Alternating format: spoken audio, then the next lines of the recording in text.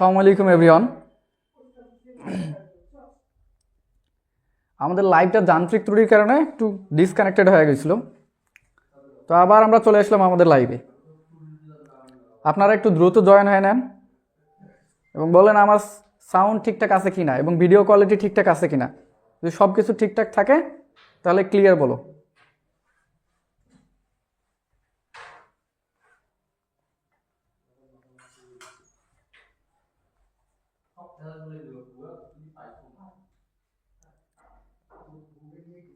সব কিছু ঠিকঠাক আছে কিনা আমাকে বলো তো একটু।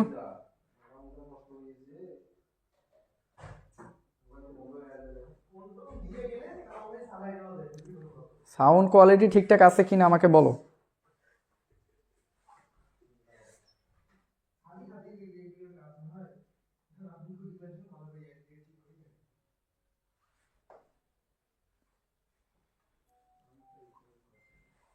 এই গ্রুপে পরিচিত বন্ধুদেরকে একটু মেনশন দিয়ে নাও।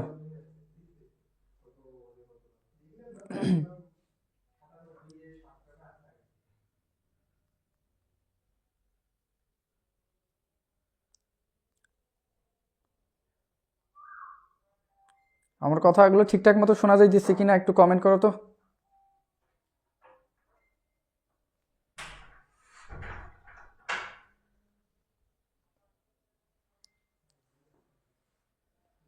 দ্রুত জয়েন হয় না সবাই।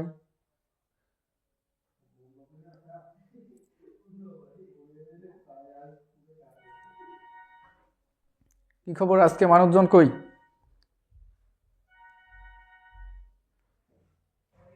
এত কম মানুষজন।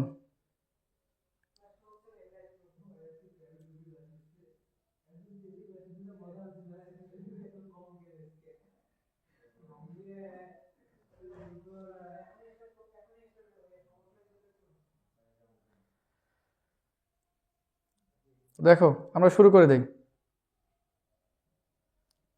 আমরা শুরু করতে যাইতেছি আমাদের এই চ্যাপ্টারটা। তো আমরা আজকে স্টার্ট করতেছি আমাদের ফিজিক্স 1-এর 4 নম্বর চ্যাপ্টার, বৃত্তাকার গতি বা সার্কুলার মোশন, এই চ্যাপ্টারটা। তো এই চ্যাপ্টারটা কিন্তু আমরা 9-10-এ পড়াশোনা করিনি, এটা হচ্ছে একটা নতুন চ্যাপ্টার।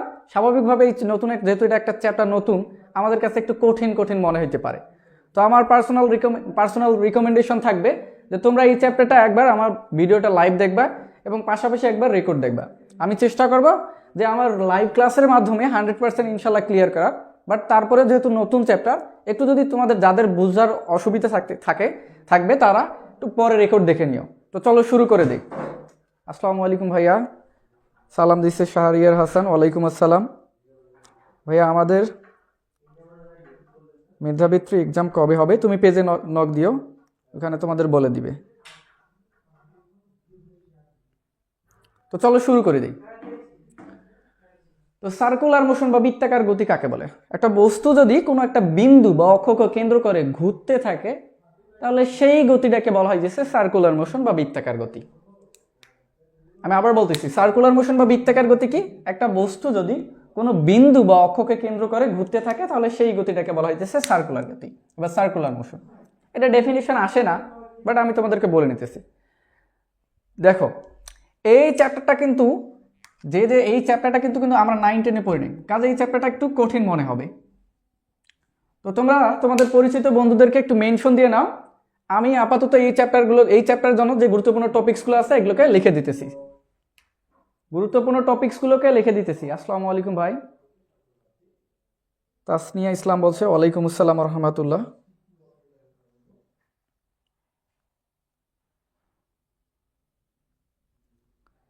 তো দেখো, একটু পরিচিত বন্ধুদের মেনশন দিয়ে নাও, আমি গুরুত্বপূর্ণ টপিকসগুলোর একটু পাশে লিখে দিতেছি।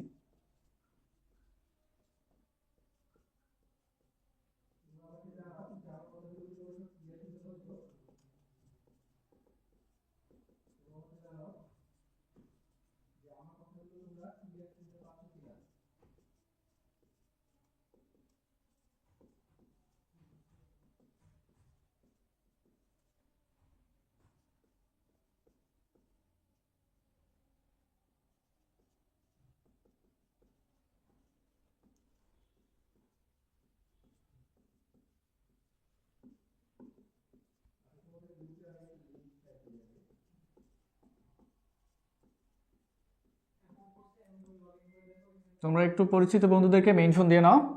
আমি গুরুত্বপূর্ণ টপিকসগুলো এই অধ্যায়ের এই সাইডে লিখতেছি, এরপর সবগুলোকে আমরা এক একটাকে ব্যাখ্যা করবো এইখানে।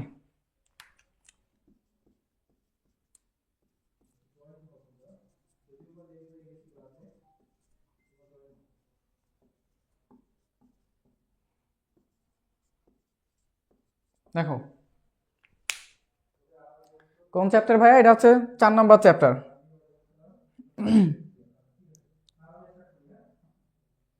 দেখো তাহলে আমরা শুরু করে দেই। দেখো বৃত্তাকার গতি বা সার্কুলার মোশন, এই চ্যাপ্টারটা যেহেতু একটা নতুন চ্যাপ্টার, তো স্বাভাবিকভাবে আমি আবার বলতেছি এই চ্যাপ্টারটা একটু কঠিন মনে হবে। তো তোমরা ধৈর্য ধরে ভিডিওটা দেখবা এবং পাশাপাশি একবার রেকর্ড দেখবা। আমি চেষ্টা করব যে লাইভ ক্লাসের মাধ্যমে 100% ইনশাল্লাহ কনসেপ্ট ক্লিয়ার করে দেব। তো দেখো এই চ্যাপ্টারে মূলত দুই ধরনের টপিকস নিয়ে আলোচনা করা আছে বা দুই ধরনের গতি নিয়ে আলোচনা করা আছে।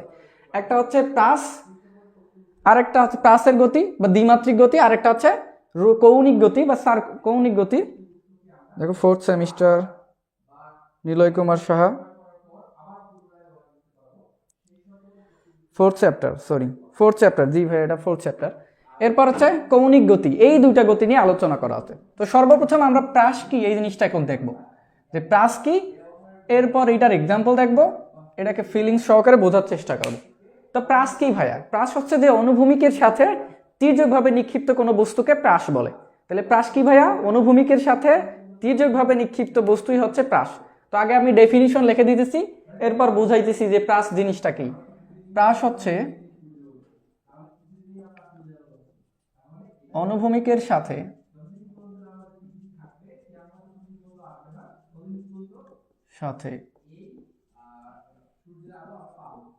তির্যকভাবে বা কোণ, যেটাকে ইংরেজিতে বলা হয় অ্যাঙ্গেল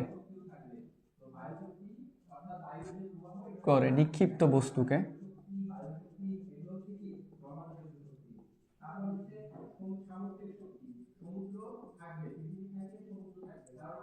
প্রাস বলে। তাহলে প্রাস কি ভাইয়া? অনুভূমিকের সাথে তির্যকভাবে বা কোণ করে নিক্ষিপ্ত একটা বস্তুকে আমি প্রাস বলতে পারবো। এক্সাম্পল দেখাইতেছি, দেখো তাহলে বিষয়টা ক্লিয়ার হবে ইনশাল্লাহ। দেখো এইটা ধরো এইটা হচ্ছে এক্স অক্ষ বা ভূমি বা অনুভূমিক রেখা। এই যে রেখাটা আছে এইটাকে ধরতে পারো এক্স অক্ষ বা ভূমি বা অনুভূমিক রেখা বা একটা ফুটবল খেলার মাঠ, তুমি যাই ধরো না কেন। তো এই ভূমির উপর একটা ফুটবল আছে, এই যে একটা ফুটবল। এখন সামনে এইখানে একজন প্লেয়ার আছে, ইনি হচ্ছে তোমার দলের প্লেয়ার, তুমি যে দলে খেলতেছো সেই দলের প্লেয়ার, অর্থাৎ তোমার টিমমেট।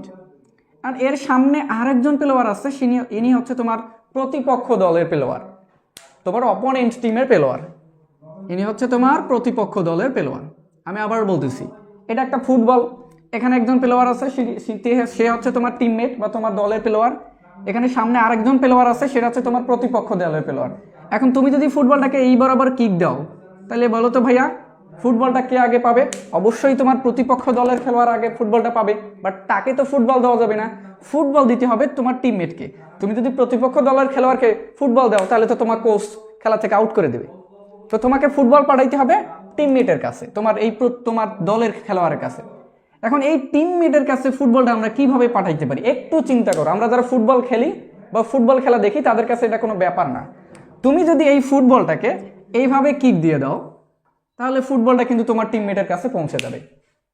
তাহলে দেখো এই ফুটবলটাকে তোমার টিমমেটের কাছে পৌঁছাইতে তুমি দেখো অনুভূমিকের সাথে একটা কোণ করে নিক্ষেপ করছো, এই কোণটাকে মাপলাম আমরা, মাপার পর বললাম থিটা নট কোণ। তাহলে তুমি কি কাজ করছো? এই ফুটবলটাকে অনুভূমিকের সাথে তির্যকভাবে অর্থাৎ একটা কোণ করে নিক্ষেপ করে দিছো, এই যে থিটা নট কোণ করে নিক্ষেপ করে দিছো। তো তুমি এই যে ফুটবলটাকে নিক্ষেপ করে দিছো না এখান থেকে, এই ফুটবলটাকে বলা হয় যে প্রাস। দেখো তুমি ফুটবলটাকে অনুভূমিকের সাথে তির্যকভাবে বা একটা কোণ করে নিক্ষেপ করে দিছো, এই ফুটবলটাকে বলা হইতেছে এখানে প্রাস। এখন যদি এখানে একটা ফুটবল না থাকে, মার্কার থাকতো, এই মার্কারটাকে যদি তুমি অনুভূমিকের সাথে কোণ করে বা তির্যকভাবে নিক্ষেপ করে দিতা, তাহলে মার্কারটাকে বলা হইতো প্রাস। এই জায়গায় যদি একটা ক্রিকেট বল থাকতো, ক্রিকেট বলটাকে তুমি যদি অনুভূমিকের সাথে কোণ করে নিক্ষেপ করে দিতা, তাহলে ক্রিকেট বলটাকে বলা হইতো প্রাস। তাহলে প্রাস জিনিসটা আমাদের কাছে ক্লিয়ার কিনা বলো তো একটু?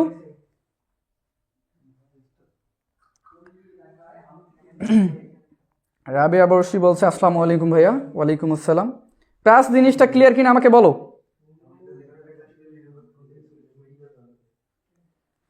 প্রাসের কনসেপ্ট ক্লিয়ার হয়েছে কিনা বলো? ক্লিয়ার স্যার, নিলয় কুমার সাহা বলছে। সকলে একটু কমেন্ট করো, আমি একটু কমেন্টগুলো চেক করি।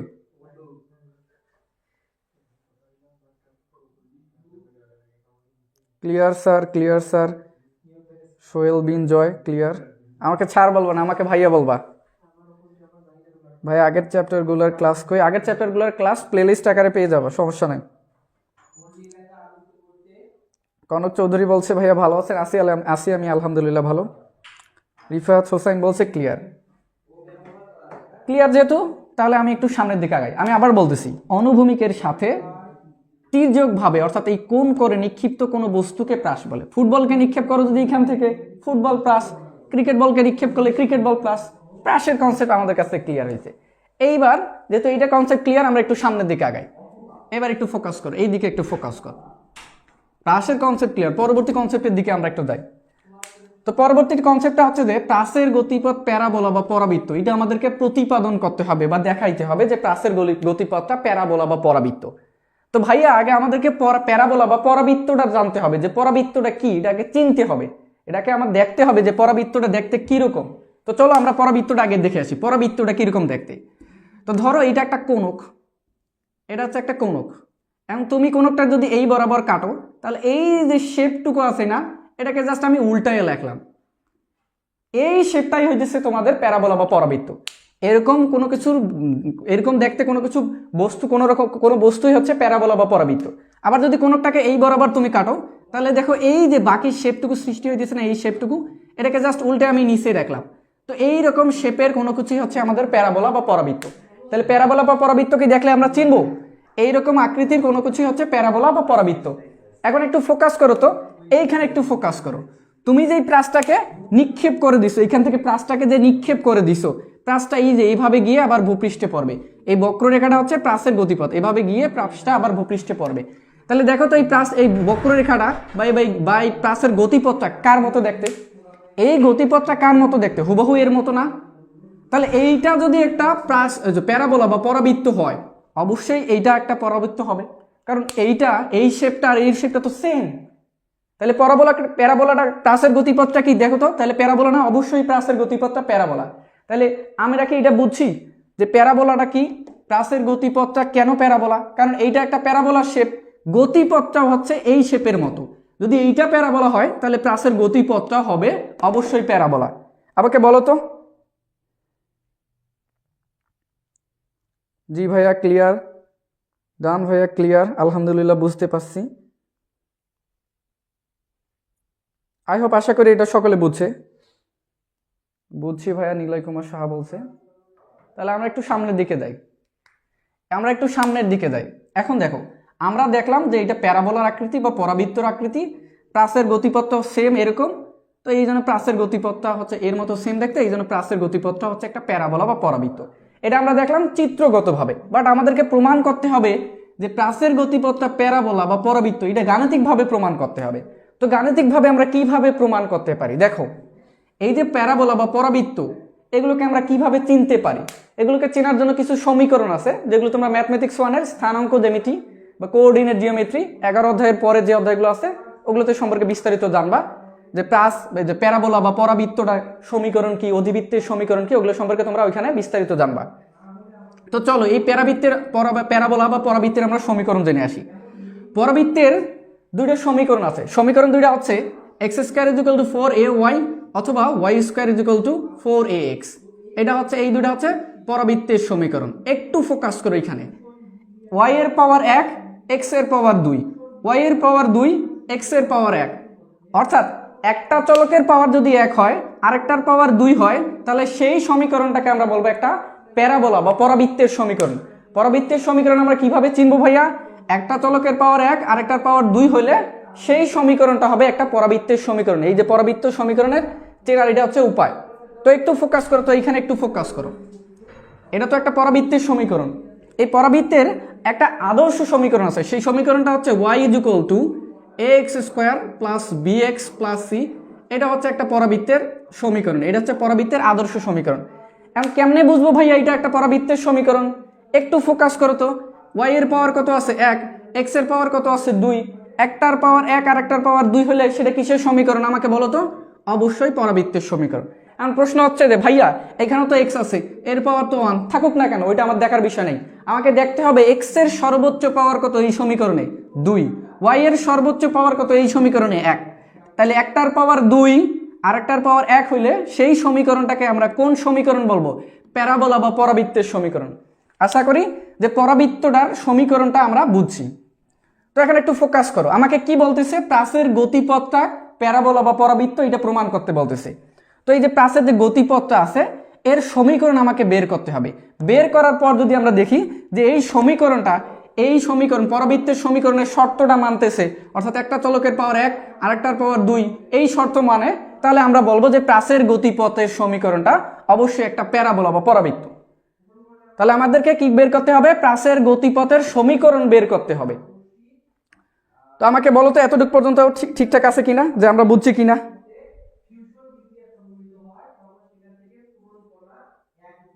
আচ্ছা ভাইয়া, আমি একটু লেখাগুলো বড় করে লিখবো, সমস্যা নেই। ঠিক আছে ভাইয়া, তাহলে একটু আমি সামনের দিকে আগাই। দেখো, একটু মুছে দিতেছি এটা। দেখো তুমি এই যে প্রাসটাকে, যে এই যে এখানে ফুটবলটা হচ্ছে প্রাস, তুমি এই প্রাসটাকে অনুভূমিকের সাথে থিটা নট কোণ করে নিক্ষেপ করে দিছো এখান থেকে। তো তুমি যখন নিক্ষেপ করছো এই প্রাসটাকে, অবশ্যই তাকে তো একটা বেগ দিয়ে নিক্ষেপ করতে হবে। তো এই বেগটাকে ধরলাম ইউ। তুমি এই প্রাসটাকে ইউ আদি অনুভূমিকের সাথে থিটা নট কোণ করে ইউ আদি বেগ দিয়ে নিক্ষেপ করে দিছো। ইউ আদি বেগ দিয়ে অনুভূমিকের সাথে নিক্ষেপ করে দিছো। আহা, লাগতেছে না। তো এখন একটু ফোকাস করো, দেখো তো এইখানে ইউটা কি? আদি বেগ বা নিক্ষেপণ বেগ। তুমি এখান থেকে বস্তুটাকে নিক্ষেপ করছো যে বেগ দিয়ে, সেটাকে বলা হয়েছে আদি বেগ বা নিক্ষেপণ বেগ। আর এই থিটা নটটা হচ্ছে এখানে নিক্ষেপণ কোণ। তো একটু ভালো করে ফোকাস করো। ইউ কি ভাইয়া? একটা আদি বেগ। বেগ কি ভাইয়া? একটা ভেক্টর রাশি। এই ভেক্টর রাশিকে আমরা দুইটা উপাংশে বিভক্ত করতে পারি। ভেক্টর রাশির খুবই গুরুত্বপূর্ণ একটা ধর্ম বা বৈশিষ্ট্য হচ্ছে যে ওইটাকে দুইটা উপাংশে ভাঙা যায়। বাট স্কেলার রাশিকে কিন্তু দুইটা উপাংশে ভাঙা যায় না।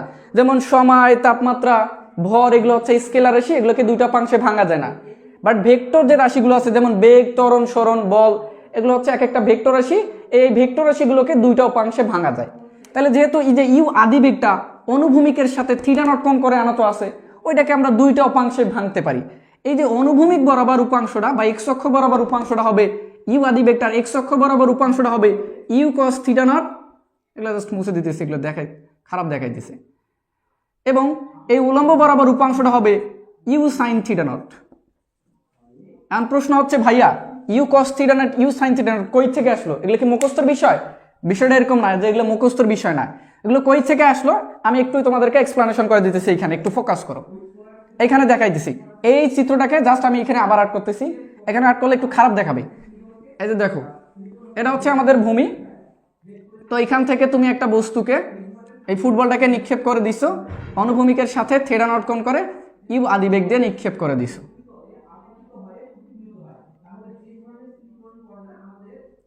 এখন আমি কি করলাম যে এইখান থেকে একটা লম্ব টানলাম এই যে ভূমির উপর। এখন একটু ফোকাস করো, এই যে কোণ, এই যে থিটা কোণ, থিটা নট কোণ সংলগ্ন বাহুটার নাম কি ভাইয়া বলো তো? ভূমি। আর এই যে সমকোণ, এর বিপরীত বাহুটার নাম কি ভাইয়া? অতিভুজ। এই অতিভুজের মান কত? এই যে ইউ। এখন বলো তো ভূমি এবং অতিভুজের মধ্যকার সম্পর্ক কোনটা? ভূমি এবং অতিভুজের মধ্যকার সম্পর্ক কোনটা? Cos theta. আমরা জানি কস থিটা সমান কবরে ভয় আছে, মানে ভূমি বাই অতিভুজ। তো এখানে ভূমির মান দেওয়া নাই, অতিভুজের মান দেওয়া আছে ইউ। তো এইখান থেকে আমি ভূমির মানটা বের করতে পারি না? অবশ্যই ভূমির মানটা এভাবে বের করতে পারি, এটা আর গুণন করে দিলে ভূমির মানটা বেড়ে যাবে। তাহলে ভূমি ইউ সমান you cos theta not.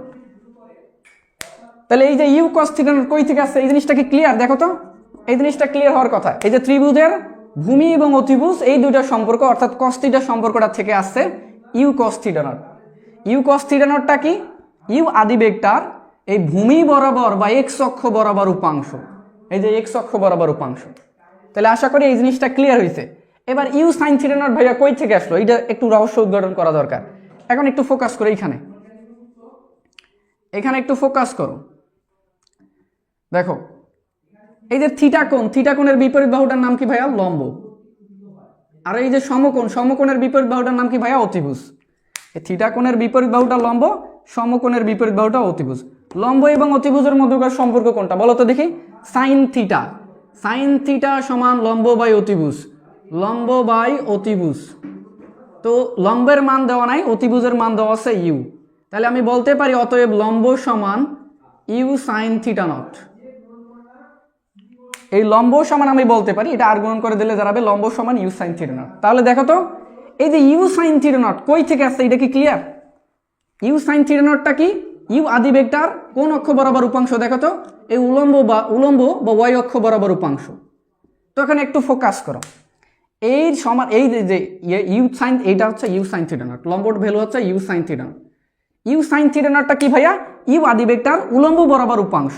You আদি বেগের উলম্ব বরাবর উপাংশ, এইটা হচ্ছে উলম্ব বরাবর উপাংশ।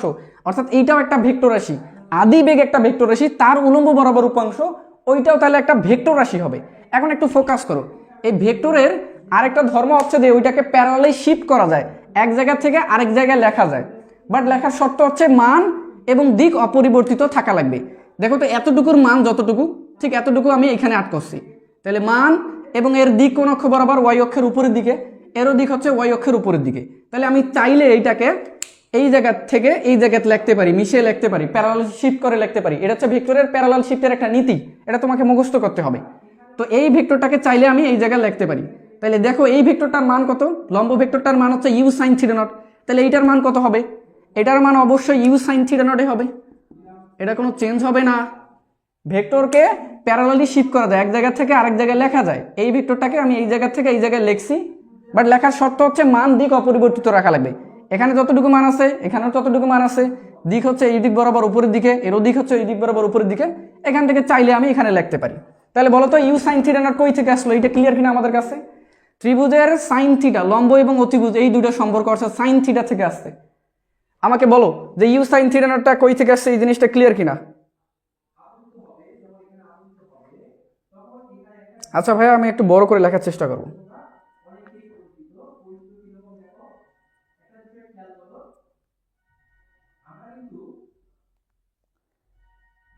তো কমেন্ট করো। ভেক্টর চ্যাপ্টার পড়াশোনা করাইছি আমি তোমাদের। আচ্ছা ঠিক আছে, আমি একটু বড় করে লেখো। তাহলে u sine theta not, u cos theta not কই থেকে আসছে? এটা আমাদের কাছে clear. U cos theta not কই থেকে আসছে? ভূমি এবং অতিভুজের সম্পর্ক, ত্রিভুজের ভূমি এবং অতিভুজের মধ্যকার সম্পর্ক, অর্থাৎ কস থিটা থেকে আসে। ইউ সাইন থিটা নট কই থেকে আসছে? ত্রিভুজের লম্ব এবং অতিভুজের মধ্যকার সম্পর্ক, অর্থাৎ এই সাইন থিটার সম্পর্কটা আসছে। এই জিনিসটা ক্লিয়ার হয়েছে, যেহেতু আমি এটাকে মুছে দিতেছি। এইবার একটু ফোকাস করো। দেখো ইউ কস থিটা নটটা কি ভাইয়া? ইউ আদি ভেক্টর কোন অক্ষ বরাবর উপাংশ বলো তো দেখি? অনুভূমিক বরাবর বা এক্স অক্ষ বরাবর উপাংশ। তো যেহেতু ইউ কস থিটা নটটা ইউ আদি বেগের এক্স অক্ষ বরাবর উপাংশ, তো এই কারণে এটাকে আমরা ইউ এক্স দ্বারা প্রকাশ করতেছি। ইউ এক্সটা এইটা ইউ এক্স মিনস হইতেছে ইউ আদি ভেক্টর এক্স অক্ষ বরাবর উপাংশ, u x is equal to u cos theta not. একইভাবে এখানে আসো, ইউ সাইন থিটা নটটা কি? ইউ আদি ভেক্টর উলম্ব বরাবর উপাংশ বা ওয়াই অক্ষ বরাবর উপাংশ। তো এই কারণে এটাকে আমরা ইউ ওয়াই দ্বারা প্রকাশ করতেছি। ইউ ওয়াই মিনস হইতেছে ইউ আদি ভেক্টর ওয়াই অক্ষ বরাবর উপাংশ, u y is equal to you sine theta not. তাহলে একটু দেখো, এই যে বস্তুটাকে তুমি যে বেগ দিয়ে নিক্ষেপ করছো, ইউ আদি বেগ দিয়ে নিক্ষেপ করছো, ওইটা দেখো একই সাথে এক্স অক্ষ বরাবরও আছে, এই যে একই সাথে ওয়াই অক্ষ বরাবরও আছে। এই যে দুইটা অক্ষে আছে, এক্স অক্ষে আছে, ওয়াই অক্ষে আছে। তো যেহেতু এই বস্তুর আদিবেগ দুইটা অক্ষ বরাবর আছে, এই জন্য এই বস্তুটার গতিটাকে, হ্রাসের গতিটাকে দ্বিমাত্রিক গতিও বলা হয়। হ্রাসের গতিটাকে দ্বিমাত্রিক গতিও বলা হয়। এই বস্তুর আদিবেগ ইউ এক্স অক্ষে আছে, ওয়াই অক্ষে আছে, দুইটা অক্ষে আছে, এই জন্য হ্রাসের গতিটাকে দ্বিমাত্রিক গতিও বলা হয়। দ্বিমাত্রিক মানে কি? মাত্রা দুইটা থাকবে। দেখো এই যে দুইটা মাত্রা আছে, এক্স অক্ষ ওয়াই অক্ষ, বেগও আছে দুইটা, সরণও থাকবে দুইটা, ত্বরণও থাকবে দুইটা। কিভাবে একটু দেখাইতেছি। ধরো তুমি এই ফুটবলটাকে যে নিক্ষেপ করে দিছো, এটা একটা নির্দিষ্ট সময় বা টি সময় পর গিয়ে এখানে পৌঁছালো। তো এখানে যদি পৌঁছায় তাহলে দেখো তো ফুটবলটা এই যে ওয়াই অক্ষ বরাবর এতটুকু উপরের দিকে উঠে গেছে না? এতটুকু ওয়াই অক্ষ বরাবর উপরের দিকে উঠে গেছে। এই যে এতটুকু উপরের দিকে ওয়াই অক্ষ বরাবর উপরের দিকে উঠে গেছে। এবং এক্স অক্ষ বরাবর দেখো ফুটবলটা এতটুকু সামনের দিকে আগাইছে, এতটুকু সামনের দিকে আগাইছে। তো যেহেতু এক্স অক্ষ বরাবর এতটুকু সামনের দিকে আগাইছে, তার মানে এক্স অক্ষ বরাবর তার একটা সরণ ঘটছে, এই এতটুকু। এই সরণটুকুকে আমি এক্স দ্বারা প্রকাশ করলাম। এবং ফুটবলটা যেহেতু একই সাথে ওয়াই অক্ষ বরাবর উপরের দিকে উঠছে, তার মানে ওয়াই অক্ষ বরাবরও তার একটা সরণ করছে, এই এতটুকু, এইটুকুকে আমি ওয়াই দ্বারা প্রকাশ করলাম।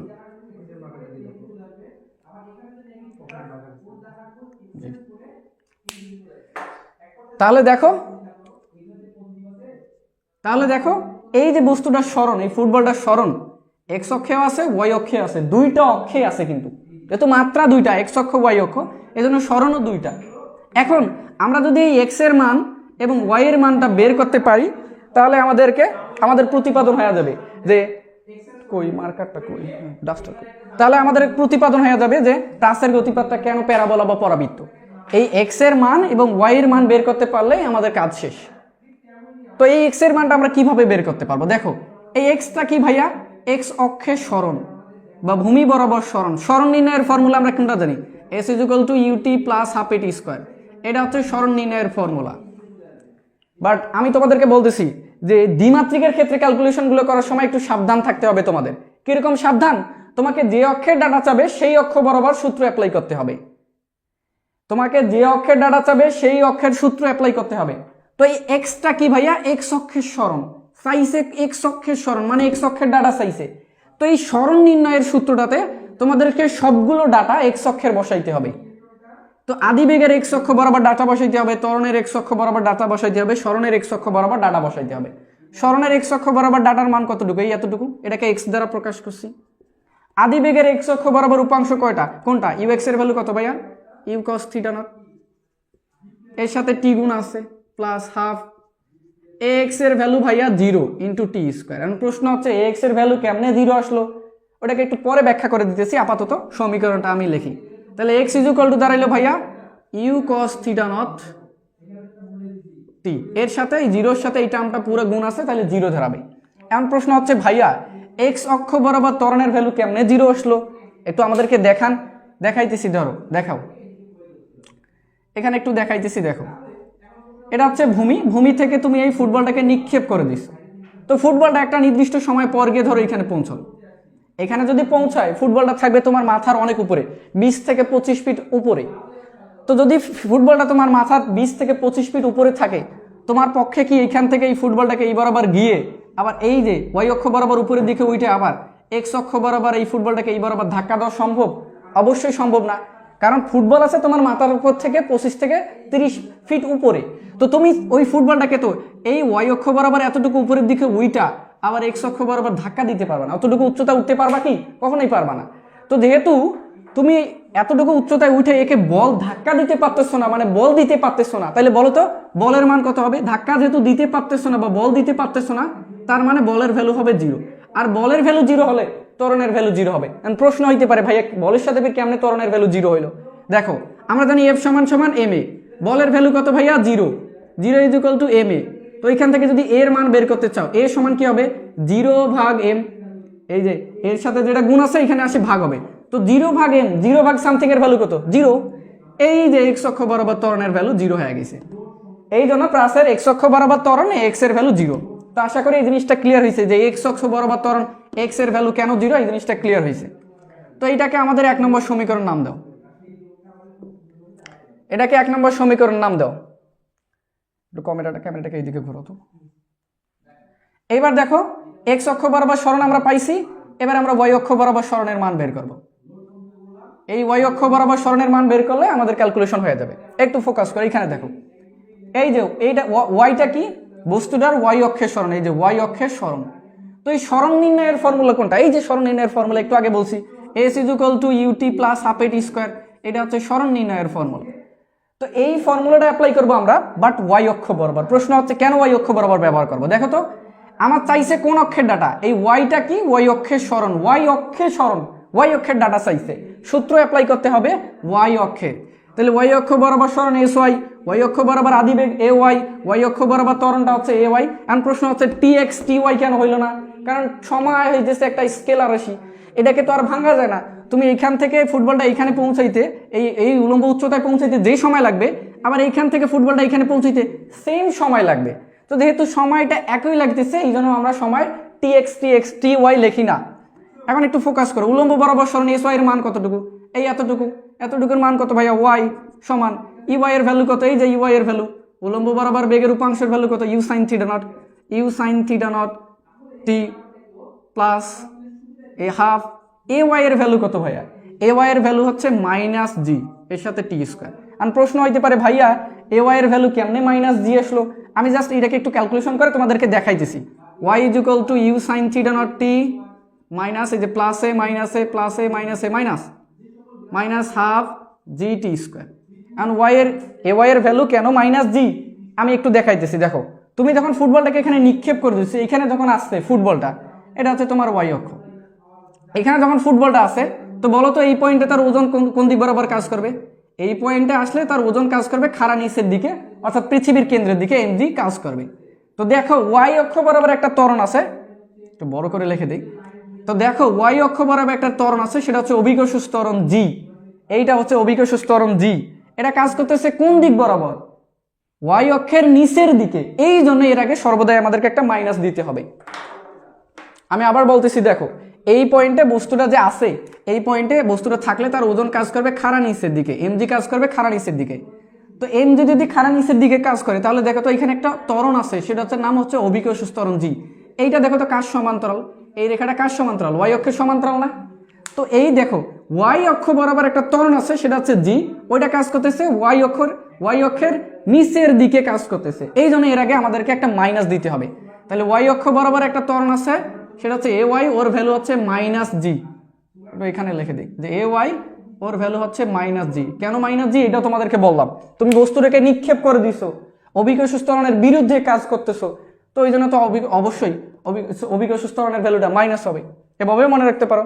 তো এই জন্য এ ওয়াই এর ভ্যালু হচ্ছে মাইনাস জি দাঁড়াইছে। এখন একটু ফোকাস করো, এটা হচ্ছে আরেকটা আমাদের সমীকরণ, এটাকে 2 নং সমীকরণ দিলাম। তো তোমার মন চাই যে সমীকরণ দিতে পারো না দিতে পারো। এখন একটু ফোকাস করো, আমি তোমাদেরকে প্যারাবোলা বা পরাবৃত্তের সমীকরণে বলছিলাম একটা চলকের পাওয়ার 1 হইবে আর একটা পাওয়ার 2 হবে, মানে এখানে দুইটা চলক থাকবে, এক্স ওয়াই দুইটা চলক থাকবে প্যারাবোলার সমীকরণে। কিন্তু দেখো তো এই সমীকরণে, এই 1 নম্বর সমীকরণে দেখো এখানে শুধুমাত্র একটা চলক আছে, সেটা হচ্ছে এক্স, এখানে ওয়াই নাই। আবার এই সমীকরণে দেখো তো শুধুমাত্র একটা চলক আছে, সেটা হচ্ছে ওয়াই, এক্স নাই। তাহলে আমাদেরকে কি করতে হবে ভাইয়া? এই দুইটা সমীকরণের মধ্যে যে কোনো একটা সমীকরণে এক্স অথবা ওয়াই অর্থাৎ দুইটা চলকে আনতে হবে। আমি চাইলে এই সমীকরণে ওয়াই এর মান আমি বসাইতে পারি, বা এই সমীকরণে এক্স বসাইলে এক্স এর ভ্যালু বসাইলে, বা এই সমীকরণে যদি আমি কোনোভাবে এক্স এর মান এক্স আনতে পারি, তাহলে কিন্তু আমাদের কাজ হয়ে যাবে। কারণ এক্স ওয়াই থাকলে তারপরে দেখবো যে শর্তটা মানে কিনা, তাহলে প্যারাবোলা বা পরাবৃত্ত হয়ে যাবে।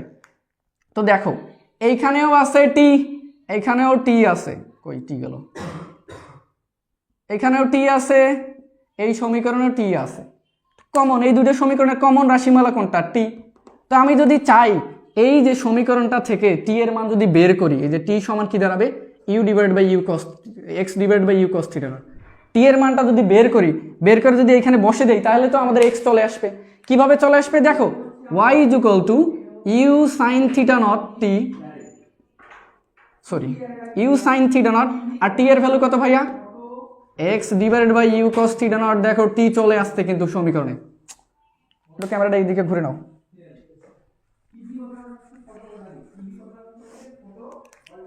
y is equal to u sin theta not t, u sin theta not, t এর ভ্যালু কত ভাইয়া? x divided by u cos theta not। দেখো x কিন্তু চলে আসছে সমীকরণে, x চলে আসছে, আগে থেকে ছিল y, এখন x চলে আসছে, মাইনাস হাফ জি। টি এর ভ্যালু কত ভাইয়া? এই যে x divided by u cos theta not, t এর উপর স্কয়ার বলতেছে, তাহলে আমাকে এর উপর স্কয়ার করে দিতে হবে। স্কয়ার করে দিলে দাঁড়াবে x square u square cos square theta not.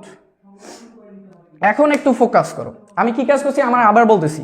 এই সমীকরণে আছে ওয়াই, এই সমীকরণে এক্স আছে, বাট প্যারাবোলার সমীকরণে এক্স ওয়াই দুইটা চলক লাগবে।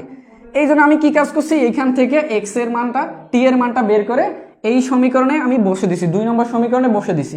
বসে দিলে আমাদের এক্স চলে আসবে। এই দেখো এক্স চলে আসছে, আগে থেকে আছে ওয়াই, এক্স ওয়াই থাকলে আমাদের সূত্র ফেলাইতে সুবিধা হবে। এইবার একটু ফোকাস করো, এই ইউ আমি কাটাকাটি করতে পারি। এই যে সাইন থিটা নট cos থিটা নট সমান কি বলা যায়? সাইন থিটা cos থিটা, sine theta by cos theta সমান কি বলা যায়? tan theta not x। এবার মাইনাস হাফ জি, এই যে এক্স স্কোয়ার ডিভাইড বাই, এটা যেরকম আছে আমি সেরকমই রেখে দিলাম, u square cos square theta not. এখন একটু ফোকাস করো, এই যে প্যারাবোলার সমীকরণে এক্স ওয়াই ছাড়া অন্য কোনো চলক নাই, এক্স ওয়াই ছাড়া অন্য কোনো চলক নাই। তো আমাদেরকে এইখানেও এক্স ওয়াই ছাড়া বাকি যেগুলো থাকবে সেগুলোকে কি ধরতে হবে, ধ্রুবক ধরতে হবে। কারণ এই যে এক্স ওয়াই ছাড়া অন্য কোনো চলক নাই, পাশে আছে এ ধ্রুবক আছে, তাহলে আমাদেরকে এগুলোকে ধ্রুবক ধরতে হবে এক্স ওয়াই ব্যতীত। এখন একটু ফোকাস করো, ওয়াই সমান ট্যান থিটা এক্স, এটাকে আমি ধরলাম যে ভাইয়া এটা ধরেন আপনি বি, এটা সমান বি। আমি একটু লিখে দিতেছি যে ট্যান থিটা আছে, এখানে একটু লিখি, ট্যান থিটা নট সমান এক্স, এবং এই যে এক্স বাদে, এই যে এক্স ওয়াই বাদে বাকিগুলোকে তোমরা চলক ধরবা। এই যে এক্স এর সাথে যেটা আছে ওইটাকে আমরা ধরলাম, এইটা হচ্ছে ট্যান থিটাটা আছে ওইটাকে ধরলাম এক্স, বি ধরলাম, কনস্ট্যান্ট ধরতে হবে বি। এখানে এক্স আছে, এক্স এর সাথে বাকি যেগুলো থাকবে সেগুলো হচ্ছে আমাদের কনস্ট্যান্ট। তাইলে এই যে পুরোটাকে আমাদের ধরতে হবে কি ভাইয়া, একটা কনস্ট্যান্ট বা ধ্রুবক ধরতে হবে। তো এই পুরোটা সমান আমি একটা ধ্রুবক ধরলাম, ওইটার নাম দিলাম সি, যে এই যে হাফ জি ডিভাইডেড বাই, বা একবারে লিখতে পারি যে জি ডিভাইডেড বাই 2 ইন্টু এই যে u square cos square theta not, এইটার সমান আমি ধরতে পারি ভাইয়া এটার সমান ধরেন সি। তাহলে ট্যান থিটা নট সমান বি ধরলাম, আর এই পুরোটা সমান আমি সি ধরলাম। তাহলে আমাদের কি সমীকরণটা দাঁড়াইতেছে দেখো তো, ট্যান থিটা নট সমান বি এক্স মাইনাস, এখানে তো এই পুরোটা সমান কি ধরছি ভাইয়া, এই পুরোটা সমান ধরছি সি, উপরে ছিল এক্স স্কোয়ার, তাহলে সি এক্স স্কোয়ার। এই যে সমীকরণ প্রতিপাদন হয়ে গেছে। কেমনে প্রতিপাদন হয়েছে একটু দেখো তো, প্যারাবোলার সাথে মিলাও, এক্স এর পাওয়ার 1 ওয়াই এর পাওয়ার, এক্স এর পাওয়ার 2 ওয়াই এর পাওয়ার 1, অথবা ওয়াই এর পাওয়ার 2 হইতে হবে, এক্স এর পাওয়ার 1 হলে সেই সমীকরণটাকে বলবো পরাবৃত্তের সমীকরণ। তো এখানে একটু মিলাও তো, এক্স এর সর্বোচ্চ পাওয়ার কত ভাইয়া 2, ওয়াই এর সর্বোচ্চ পাওয়ার কত 1, একটা চলকের পাওয়ার 2 আর একটা চলকের পাওয়ার 1 হলে সেই সমীকরণটাকে কি সমীকরণ বলবো, পরাবৃত্তের সমীকরণ। তো এই জন্য প্রাসের গতিপথটা হচ্ছে একটা প্যারাবোলা বা পরাবৃত্ত। তো এই জিনিসটা বুঝছো কিনা আমাকে বলো তো।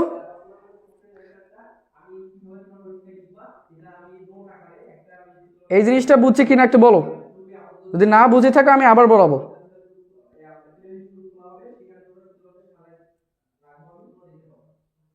দেখো তুমি যে এইখান থেকে বস্তুটাকে নিক্ষেপ করে দিছো, অবশ্যই একটা কোণ করে নিক্ষেপ করছো, একটা এই যে কোণটার ভ্যালু ফিক্স থাকবে, এটা কোনো চেঞ্জ হবে না। তুমি কোণ যদি বস্তুটাকে নিক্ষেপ করে দাও, একটা নির্দিষ্ট কোণে নিক্ষেপ করে দেবা, একটা নির্দিষ্ট বেগে নিক্ষেপ করে দেবা। তো যদি নির্দিষ্ট কোণে নিক্ষেপ করে দাও, তাহলে এক ট্যান ধরো 30 ডিগ্রি, ট্যান 30 ডিগ্রি ভ্যালু তো সবসময় কনস্ট্যান্ট থাকবে, যে কোনো একটা মান বেরাবে ওইটা তো সবসময় ট্যান 30 ডিগ্রি ভ্যালু সেমই থাকবে। তাহলে এইটা যদি সেম থাকবে, ওইটাকে আমি একটা কনস্ট্যান্ট ধরে নিচ্ছি, ওই জন্য বি কনস্ট্যান্ট ধরছি। এবং দেখো জি হচ্ছে অভিকর্ষ স্তরণ, জি হচ্ছে অভিকর্ষ স্তরণ, এর মান সবসময় ধ্রুবক 9.8, এটা কোনো চেঞ্জ হবে না, আজীবন চেঞ্জ হবে না। ইউ তো তুমি একটা বেগ দিয়ে নিক্ষেপ করছো, শুরুতে একটা নির্দিষ্ট বেগ দিয়ে নিক্ষেপ করছো, এটাও চেঞ্জ হবে না। থিটা এটাও তো চেঞ্জ হবে না, তাহলে এই পুরোটা সমান একটা কনস্ট্যান্ট ধরা যায়। এই যে g divide by 2 u square cos square theta not, এটা সমান একটা কনস্ট্যান্ট ধরা যায়। তো এটা কনস্ট্যান্টের নাম হচ্ছে সি। তো ওয়াই সমান এর দাঁড়াইছে b x minus c x square. আমাকে বলো এটা ক্লিয়ার কিনা, আমি আরেকবার বুঝাইতেছি, না হলে আরেকবার বুঝান। আচ্ছা ঠিক আছে, সমস্যা নেই। আমি তোমাদের শুরুতে বলছিলাম যে এটা নতুন চ্যাপ্টার, একটু বুঝতে অসুবিধা হবে, এটা নতুন চ্যাপ্টার, একটু বুঝতে অসুবিধা হবে। দেখো শুরু থেকে বলতেছি, আমরা তো u cos theta not you sine theta not কি এটা বুঝছি, এরপর থেকে আমরা বুঝি নাই। আচ্ছা সমস্যা নাই, দেখো তুমি এখান থেকে বস্তুটাকে নিক্ষেপ করে দিছো, বস্তুটা এখানে পৌঁছাইছে, ধরো টি সময় পর এইখানে পৌঁছাইছে বস্তুটা, টি সময় পর বস্তুটা এইভাবে গিয়ে এখানে পৌঁছাইছে। তো টি সময় পর যদি এখানে পৌঁছায়, তাহলে দেখো ফুটবলটা এখানে আমি মুছে দিতেছি এগুলোকে, ফুটবলটা দেখো এই যে ওয়াই অক্ষ বরাবর এতটুকু উপরের দিকে গেছে, উপরের দিকে উঠে গেছে, দেখো এতটুকু উপরের দিকে উঠে গেছে, এই যে ওয়াই অক্ষ বরাবর, এক্স অক্ষ থেকে ওয়াই অক্ষ বরাবর এতটুকু উপরের দিকে উঠে গেছে। এবং এক্স অক্ষ বরাবর ফুটবলটা ছিল আগে এখানে, এখন আসছে এখানে, দেখো এক্স অক্ষ বরাবর এতটুকু সামনের দিকে আগাইছে, এই যে এতটুকু সামনের দিকে আগাইছে। তো যেহেতু এক্স অক্ষ বরাবর সামনের দিকে আগাইছে, তার মানে এক্স অক্ষ বরাবর একটা সরণ ঘটছে, ওই সরণটাকে আমি এক্স দ্বারা প্রকাশ করছি। এবং ফুটবলটা একই সাথে যেহেতু ওয়াই অক্ষ বরাবরও দেখো উপরের দিকে উঠছে, এই যে ওয়াই অক্ষ বরাবরে উপরের দিকে উঠছে, তো ওয়াই অক্ষ বরাবরও তার একটা সরণ ঘটছে, তো এই সরণটাকে আমি ওয়াই দ্বারা প্রকাশ করছি। এখন আমার কাছে দিচ্ছে এক্স এর মান আর ওয়াই এর মান বের করলে প্রাসের গতিপথটা কেন প্যারাবোলা বা পরাবৃত্ত এটা প্রতিপাদন হয়ে যাবে। তো এক্স এর মান আমরা কিভাবে বের করতে পারি, একটু ফোকাস করো। এক্স কি ভাইয়া, এক্স হচ্ছে এই যে এক্স হচ্ছে এই প্রাসটার অনুভূমিক বরাবর বা এক্স অক্ষ বরাবর সরণ, সরণ নির্ণয়ের ফর্মুলা কোনটা ভাইয়া? S is equal to u t plus half a t square, এইটা হচ্ছে সরণ নির্ণয়ের ফর্মুলা। তো এই ফর্মুলাটা অ্যাপ্লাই করবো, বাট এখানে একটু আমি শুরুতে বলছি কিন্তু যে প্লাসের ক্ষেত্রে ক্যালকুলেশন করলে আমাকে একটু সাবধান থাকতে হবে। কিরকম সাবধান? আমাকে যে অক্ষের ডাটা চাবে সেই অক্ষের সূত্র অ্যাপ্লাই করতে হবে। তো আমি বের করতে চাই এক্স এর মান, এক্স কি? এক্স অক্ষের সরণ, এক্স অক্ষের সরণ, এক্স অক্ষের ডাটা বের করতে চাই, তাহলে এই সূত্রটা অ্যাপ্লাই করতে হবে। এই সূত্রে যতগুলি ভেক্টর রাশি আছে সবগুলোতে এক্স অক্ষ বরাবর উপাংশ নিতে হবে। বুঝছো কি বিষয়টা? এটা যদি বুঝে থাকো তাহলে কিন্তু ক্যালকুলেশনটা, এই যে এস এর ডাটা এক্স অক্ষের বসাইতে হবে, ইউ এর ডাটা এক্স অক্ষের বসাইতে হবে, টি এর ডাটা এক্স অক্ষের, ধরো টি এর ডাটা এক্স অক্ষের বসাইতে হবে, এর ডাটা এক্স অক্ষের বসাইতে হবে, আবার টি এর ডাটা এক্স অক্ষের বসাইতে হবে। তো তুমি যদি বসাও এগুলো যদি ডাটাগুলো বসাইলে দেখবা যে এই যে এই যে ইউ এক্স এর ভ্যালু কত, আমি তো লিখে দিছি ইউ এক্স এর ভ্যালু হচ্ছে ইউ কস থিটা, বসে দিলাম প্লাস হাফ এ এক্স এর ভ্যালু কেমন 0, এটা তো আমি বলেছি, ব্যাখ্যা করে দিছি 0 গুণন টি স্কোয়ার। আমি ক্যালকুলেশন করলে এটা তো 0, 0-এর সাথে যা গুণ করবা 0 হবে, বাকি এইটুকু থাকতেছে, এইটুকুর মানে দিচ্ছে ইউ কস থিটা নট। আমাকে বলো তো যতটুকু পর্যন্ত বুঝাইছি এই জিনিসটা ক্লিয়ার কিনা? আমি এগুলোকে পরে বুঝাই দিছি, এতটুকু পর্যন্ত এতটুকু পর্যন্ত ক্লিয়ার কিনা? এতটুকু পর্যন্ত যে বুঝাইলাম এটা ক্লিয়ার কিনা আমাকে বলো।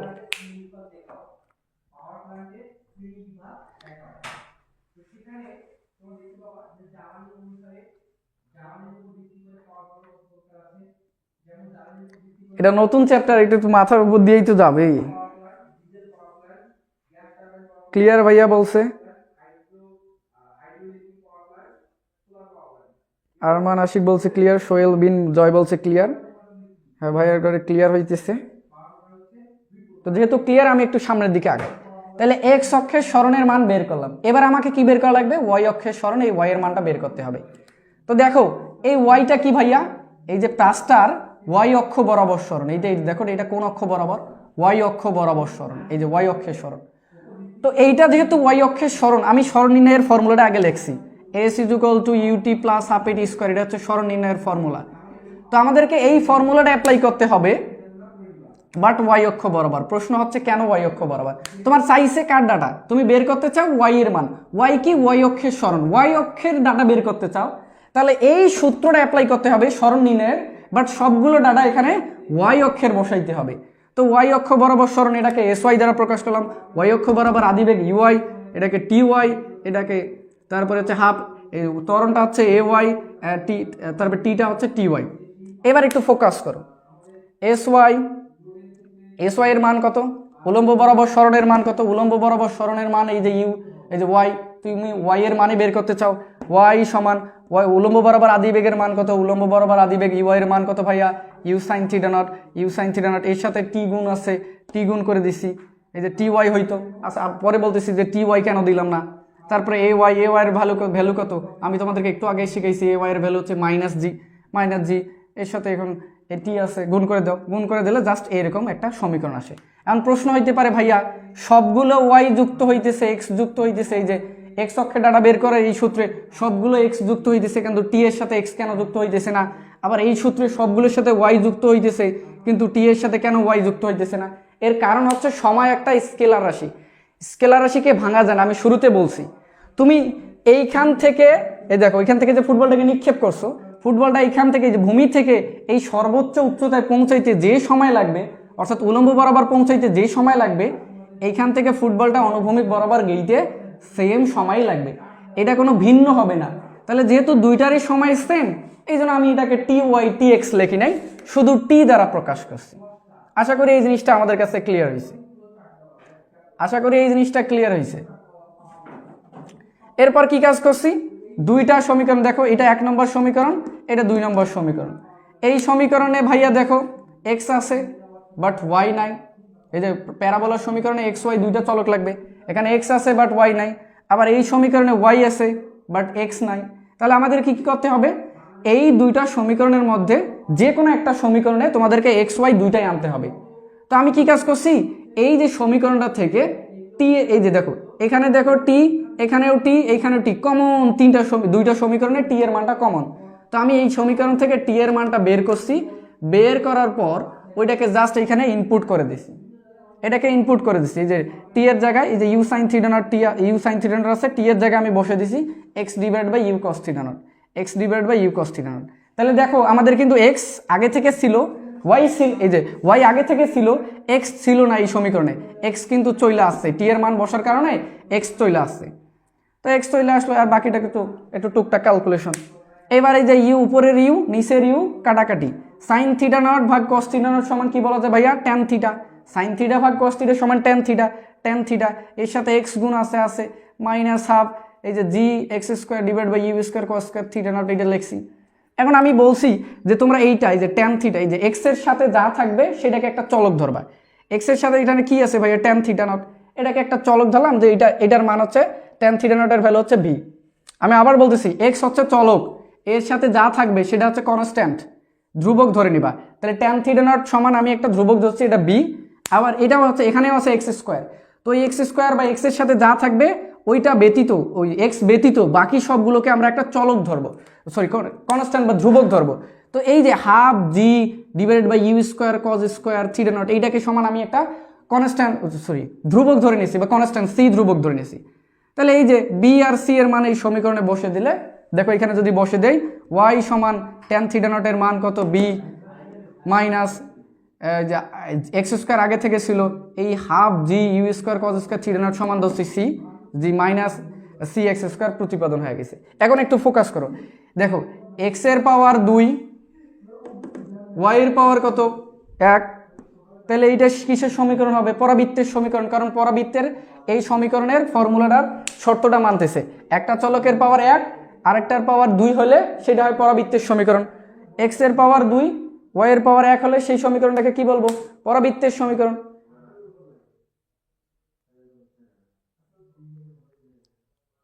ক্লিয়ার ভাইয়া? আমাকে বলো তো এখন ক্লিয়ার হয়েছে কিনা। আমি শুরুতে বলছি কিন্তু এটার রেকর্ড তোমাদেরকে দেখতে হবে, কারণ এইটা 9-10-এ ছিল না, এটা নতুন, সম্পূর্ণ নতুন একটা চ্যাপ্টার, এটা 9-10-এ ছিল না, এটা একটু কঠিন লাগবে। আমার সময় আমি যখন ফার্স্ট সেমিস্টারে ছিলাম আমারও কঠিন লাগছে এই চ্যাপ্টারটা। আমাদের নোটে আমি এগুলোকে সুন্দরভাবে লিখে দিব, কোনো সমস্যা নেই। তোমরা মিনিমাম আরো 2বার রেকর্ড দেখবা, 2বার রেকর্ড দেখবা। ক্লিয়ার ভাইয়া? এখান থেকে ম্যাথ আসে না ভাইয়া, এখান থেকে শুধু এই প্রমাণটা করা লাগবে, ম্যাথ আসে না। তো আমরা একটু সামনের দিকে আগাই। আমি আবার বলতেছি যে এটা কিন্তু তোমরা রেকর্ড দেখবা, না হলে কিন্তু একবারে বোঝা অসম্ভব। আমার সময় আমার এরকম সমস্যা আসলো, তো তোমাদের তো সমস্যা হওয়ার কথা। তো এই যে আমি হিজিবিজি করে লিখে দিচ্ছি, সমস্যা নাই, এটাকে আমি নোটে একেবারে সুন্দরভাবে ক্লিয়ার করে দিয়ে তোমাদের সাবমিট করে দেবো, সমস্যা নেই। আমি এটাকে মুছে দিতেছি, দেখো। এবার আমরা সামনের দিকে আগাই।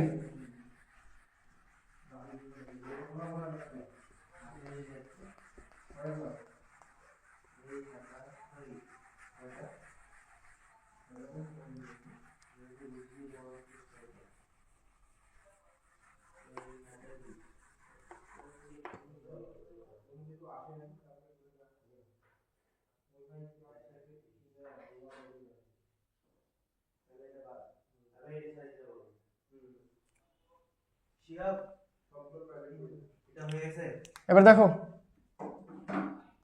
আমরা এই যে রৈখিক এবং কৌণিক গতি দেখবো এবং এদের মধ্যে সম্পর্ক পড়বো, এরপর কেন্দ্রমুখী বল এর প্রমাণ। এই টপিক্সটা খুবই সহজ, এটাও একটা রচনামূলক কোশ্চেনে আছে, 3 স্টার যুক্ত। এই প্রান্সের গতিপথটা কেন প্যারাবোলা, এটা হচ্ছে 3 স্টার যুক্ত কোশ্চেন, এটা রচনামূলক। আর এইটা তোমরা পারবা সংক্ষিপ্ত বিভাগ 3 মার্কের, আর এইটা 8 মার্কের। তাহলে বুঝে নিও কীরকম পরিমাণ ইম্পর্টেন্ট।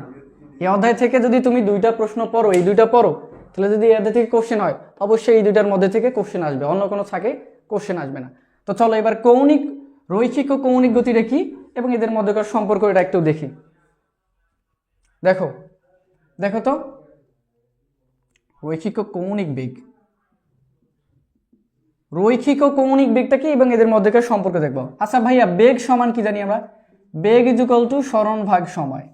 তাহলে বেগের সাথে কার কার সম্পর্ক, সরণের এবং সময়ের। তো আমাদেরকে রৈখিক এবং কৌণিক বেগ পড়তে গেলে আমাদেরকে আগে রৈখিক এবং কৌণিক সরণ সম্পর্কে জানতে হবে।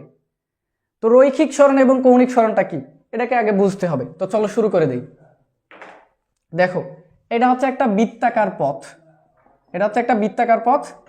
তো এম ভর বিশিষ্ট একটা কোনো কণা এই আর ব্যাসার্ধ বিশিষ্ট একটা বৃত্তাকার পথের এই বিন্দু থেকে যাত্রা শুরু করছে, এই বিন্দু থেকে যাত্রা শুরু করে সে টি সময় পর ধরো এই পয়েন্টে পৌঁছালো, এই পয়েন্টের নাম দিলাম বি পয়েন্ট, বি পয়েন্টে পৌঁছালো। তো সে এ থেকে বিতে যে দূরত্বটা অতিক্রম করছে সেই দূরত্বটাকে ধরলাম এস। তাহলে এখানে রৈখিক সরণটা কত হবে বলো তো দেখি, রৈখিক সরণ কোনটা হবে? এটা কিন্তু আমরা জানি রৈখিক সরণ কি, সরণ হচ্ছে আদি থেকে শেষ অবস্থানের মধ্যবর্তী টোটাল পথ, আদি থেকে শেষ অবস্থানের মধ্যবর্তী এই পথটা হচ্ছে তার রৈখিক সরণ। রৈখিক সরণের মান কত? রৈখিক সরণ এখানে হচ্ছে এবি, এবি এর মান কত? এস। তাহলে এখানে রৈখিক সরণ এস। এখন কৌণিক সরণ কোনটা হবে দেখো, এ থেকে বিতে পৌঁছাইতে বস্তুটা, এ থেকে বিতে পৌঁছাইতে বস্তুটা অর্থাৎ এস দূরত্ব অতিক্রম করতে বস্তুটা বৃত্তের কেন্দ্রে একটা কোণ উৎপন্ন করতেছে, এই কোণটাকে আমি ধরলাম ভাইয়া এটা হচ্ছে থিটা নট বা থিটা। তো এই যে বৃত্তের কেন্দ্রে যে কোণ উৎপন্ন করতেছে সেই কোণটাকে বলা হইতেছে কৌণিক সরণ। তাহলে কৌণিক সরণ কি ভাইয়া? কৌণিক সরণের এখানে মানটা কোনটা ভাইয়া? কৌণিক সরণের মানটা হচ্ছে থিটা। আমি আবার বলতেছি রৈখিক সরণটা কি, আমরা রৈখিক সরণ জানছি আদি থেকে শেষ অবস্থানের মধ্যবর্তী পথ, তো এ থেকে বি এর মধ্যবর্তী পথের মান হচ্ছে এস, এখানে এসি হচ্ছে আমাদের রৈখিক সরণ।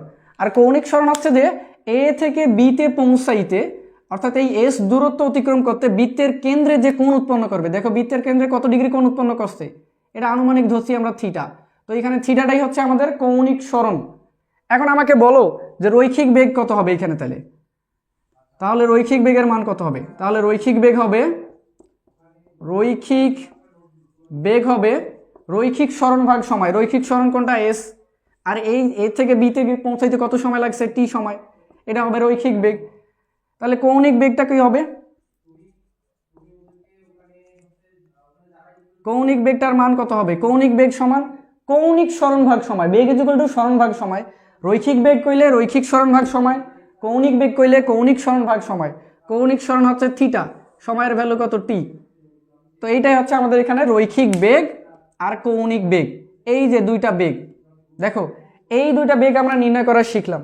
এবার আমি এটাকে একটু মুছে দিতেছি, আমি সূত্রগুলো জাস্ট সাইডে লিখে মুছে দিতেছি যে রৈখিক বেগ ভি, রৈখিক বেগকে ভি দ্বারা প্রকাশ করা হয়। রৈখিক বেগ ভি ইজ ইকুয়াল টু রৈখিক সরণ এস ভাগ টি, রৈখিক সরণ এস আর সময়। আর কৌণিক বেগ, এটা কৌণিক বেগ সমান কৌণিক সরণ ভাগ সময়। কৌণিক সরণ কোনটা ভাইয়া? থিটা। কৌণিক সময়ের ভ্যালু হচ্ছে টি, সরি সময়ের ভ্যালু হচ্ছে টি। তো এই যে কৌণিক বেগটাকে বলা ওমেগা দ্বারা প্রকাশ করা হয়। কৌণিক বেগ ওমেগা সমান কৌণিক সরণ ভাগ সময়। কৌণিক সরণের হারকে কৌণিক বেগ বলে। এটাকে তোমাদেরকে মুখস্থ রাখতে হবে যে কৌণিক বেগটা কিন্তু ওমেগা দ্বারা প্রকাশ করা হয়। কৌণিক বেগ ওমেগা ইজ ইকুয়াল টু কৌণিক সরণ ভাগ সময়। এটাকে একটু মুছে দিতেছি। আমরা রৈখিক বেগ কৌণিক বেগ এখন নির্ণয় করতে পারবো যে কোনো ভাবে হোক, দেখ না কেন কোশ্চেন। এখন একটু ফোকাস করো। এখন এই যে বস্তুটা আমি একটু মুছে দিতেছি এখানে, এখন এই বস্তুটা কি করলো? এম ভর বিশিষ্ট কণাটা এ পয়েন্ট থেকে যাত্রা শুরু করে এই পুরা বৃত্তাকার পথটা ঘুরে আসলো, ঘুরে আসে আবার সে এই পয়েন্টে পৌঁছালো। তো এখন বলো তো যে রৈখিক সরণ কোনটা হবে? রৈখিক সরণ কোনটা হবে? রৈখিক সরণ, এখন যে রৈখিক সরণ, সর্বোচ্চ রৈখিক সরণটা কত হবে বলো তো দেখি? সর্বোচ্চ রৈখিক সরণটা কোনটা হবে? এ থেকে যাত্রা শুরু করে পুরা একটা বৃত্তাকার পথ ঘুরে সে আবার ওইখানে পৌঁছালো। তাহলে রৈখিক দূরত্ব বা সরণটা হবে তার পরিধির সমান। এই পুরো পথটার কত? তার পরিধির সমান। পরিধি কত ভাইয়া? টোয়াইস পাই আর, বৃত্তের পরিধি টোয়াইস পাই আর। এটা হচ্ছে তার রৈখিক সরণ। এখন সর্বোচ্চ তার কৌণিক সরণটা কত হবে বলো তো? কৌণিক সরণ কি? বৃত্তের কেন্দ্রে যে কোণ উৎপন্ন করে সেটা হচ্ছে কৌণিক সরণ বা কৌণিক দূরত্ব। দেখো সেইখান থেকে যাত্রা শুরু করে পুরা বৃত্তাকার পথ ঘুরে আবার সেইখানে পৌঁছাইছে, তাহলে সে কত ডিগ্রি কোণ উৎপন্ন করতেছে? বৃত্তের কেন্দ্রে উৎপন্ন কোণের পরিমাণ কত ভাইয়া? 360 ডিগ্রি বা 360 ডিগ্রি। তো ওইটাকে যদি আমি রেডিয়ানে লিখি তাহলে লেখা যায় 2 পাই। পাই হচ্ছে, পাই মিনস 180 ডিগ্রি, এর সামনে 2 গুণ আছে, 2 পাই মানে 360 ডিগ্রি বা 360 ডিগ্রি। এখন আমার রৈখিক সরণ পাইলাম, কৌণিক সরণ পাইলাম। এখন থেকে এইখান থেকে আমরা কৌণিক বেগ এবং রৈখিক বেগের মান বের করতে পারি। এবার তাহলে দেখবা, তাহলে রৈখিক বেগটা কি হবে? রৈখিক বেগকে ভি দ্বারা প্রকাশ করা হয়। রৈখিক বেগ রৈখিক সরণ ভাগ সময়। ধরো এ থেকে পুরা বৃত্তাকার পথে ঘুরে আবার এতে পৌঁছাইতে ক্যাপিটাল টি সময় নিছে, তাহলে রৈখিক বেগ সমান কি হবে? রৈখিক সরণ twice pi r divide by সময়, সময়ের ভ্যালু কত? টি। এখন কৌণিক সরণটা কত হবে? কৌণিক বেগটা কত হবে? কৌণিক বেগটাকে ওমেগা দ্বারা প্রকাশ করা হয়। কৌণিক বেগ ওমেগা সমান কৌণিক সরণ ভাগ সময়। কৌণিক সরণের মান কত? এ থেকে ঘুরে আবার এতে আসছে। কৌণিক সরণের মান কত? 360 ডিগ্রি বা 2 পাই। তাহলে 2 পাই ডিভাইডেড বাই কৌণিক সরণ এর হার মানে সময় দ্বারা ভাগ। এখন একটু ফোকাস করো। তাহলে আমরা রৈখিক বেগ পাইলাম, কৌণিক বেগও পাইলাম। এই দুটার মধ্যে রিলেশন বা সম্পর্ক নির্ণয় করব। 15 মিনিট। এই দুটার মধ্যে সম্পর্ক নির্ণয় করব। এখন এখানে দেখো দেবা, আমরা জানি বা দেওয়া আছে, এখান থেকে দেখবা আমরা জানি দিবা, দেওয়া আছে দেওয়ার দরকার নেই, আমরা জানি বা এখান থেকে দিতে পারো। আমরা জানি রৈখিক বেগ, আমরা জানি দেওয়ার দরকার নেই, এখান দিবে। এখান থেকে যে রৈখিক বেগ v = রৈখিক সরণের হারকে রৈখিক বেগ বলে, 2 পাই r ভাগ t। ফোকাস করো, এইবার একটু ফোকাস করো। এই 2 পাই এবং টিকে আমি একসাথে রাখলাম, এই আরটা গুণ আছে এটাকে সাইডে গুণ করে দিলাম, এটা হচ্ছে রৈখিক বেগ v। তাহলে v সমান আমি কি বলতে পারি ভাইয়া? 2 পাই ভাগ t সমান কি বলো তো দেখি? কৌণিক বেগ ওমেগা, ওমেগা ওমেগা ইন্টু আর। এই যে রৈখিক বেগ এবং কৌণিক বেগের মধ্যে সম্পর্ক তুমি পেয়ে গেছো। রৈখিক বেগ এবং কৌণিক বেগের মধ্যে সম্পর্ক পেয়ে গেছো। তাহলে আমাকে বলতো বুঝছি কিনা রৈখিক বেগ এবং কৌণিক বেগের মধ্যকার সম্পর্কটা? একটু কমেন্ট করো। এটা নতুন চ্যাপ্টার, তোমাদের একটু বুঝতে সমস্যা হবে। এটা আমারও সমস্যা আসলো, একবারই তোমরা বুঝবা না, রেকর্ড দেখবা 2 একবার। এটা তো সহজ টপিকস, এটা তো বুঝতে সমস্যা না হওয়ার কথা। বুঝছি ভাইয়া, বুঝছি ভাইয়া। নিলয় কুমার সাহা, সোহেল বিন জয় বলছে বুঝছি, সকলে বলছে বুঝছি। তো যেহেতু বুঝছি আমি একটু সামনের দিকে আগাই। এটাকে আরেকবার না বল, এইটাকে আবার আরেকবার তোমাদেরকে রিভিশন দিয়ে না নিতেছি, একটু সামনের দিকে আগাই।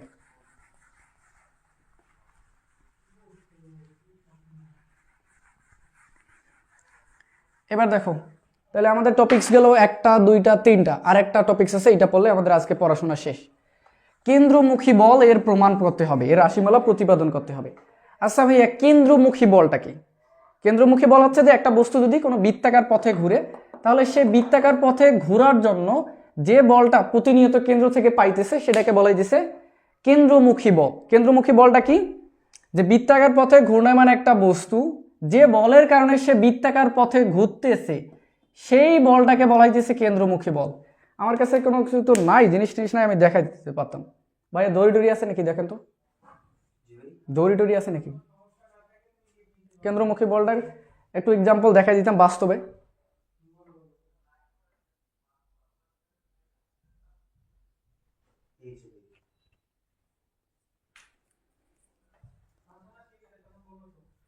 ঠিক আছে, একটু বাঁধেন তো, দেখে আমি বাঁধবো তো পড়ি যায় না, তাড়াতাড়ি বাঁধো। এই যে কোনো এক কানি বাঁধতে হইলে সমস্যা নেই, সমস্যা নাই। ছাড়ো ছাড়ো ছাড়ো, বুদ্ধি পাইছি, এটাকে দাও।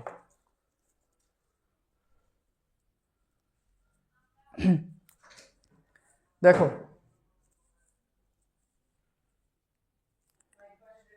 তো বড় হয়ে যাইতেছে। আচ্ছা ঠিক আছে, সমস্যা নাই, আমি এটাকে ডাবল করে নিতেছি। তোমাদেরকে প্র্যাকটিক্যাল দেখাইতেছি যে কেন্দ্রমুখী বলটা কি। কেন্দ্রমুখী বলটা কি, এটাকে প্র্যাকটিক্যাল দেখাইতেছি। দেখো, কেন্দ্রমুখী বলটা কি?